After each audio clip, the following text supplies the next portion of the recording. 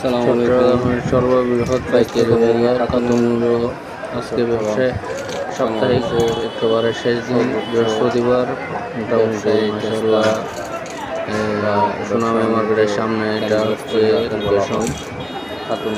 অনেক মানুষ থাকে এখানে। আজকে অবশ্য একটু কম, সারাদিন বৃষ্টি ছিল তাই